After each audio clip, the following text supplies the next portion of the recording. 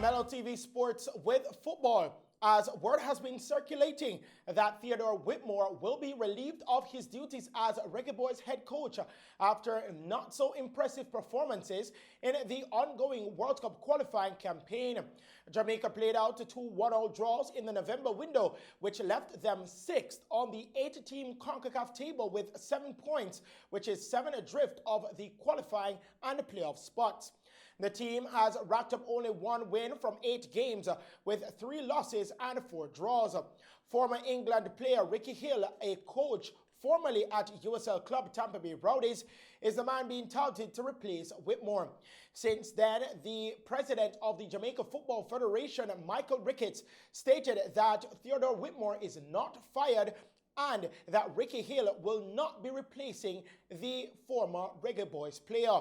The Reggae Boys will resume World Cup qualification with a home game against Mexico in January. Still on Reggae Boys news, Reggae Boys striker Mikel Antonio returned to training with his West Ham teammates today after David Sullivan, the club's owner, spent £100,000 to charter a private jet to fly the forward back from Jamaica. Antonio was due to return to the UK today ahead of training tomorrow after representing Jamaica in their World Cup qualifiers against El Salvador and the USA. West Ham, however, wanted the player to be in the best possible shape for their Premier League game at Wolves on Saturday, when a draw or a win would see them rise to second in the Premier League table. The 31-year-old, who was back in London yesterday, has been key to the Hammers' impressive form this season, scoring 7 goals in 13 games in all competition. He scored in both of Jamaica's games in the November window, which finished 1-1 during the international break.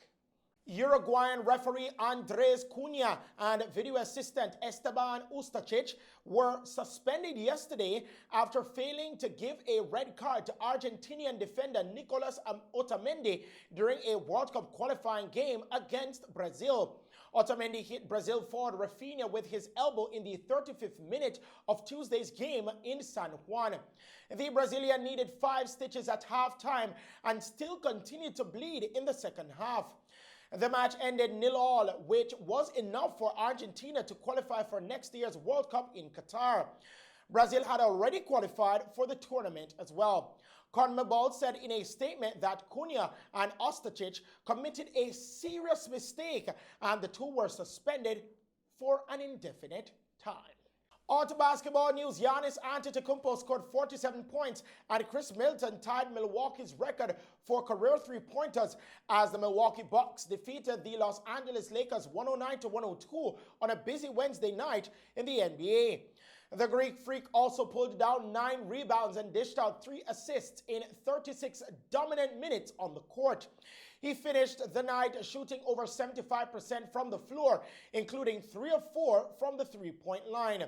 Middleton moved level with Ray Allen on top of the Bucks' all-time three-pointers list as they won for the first time at home since October 19th.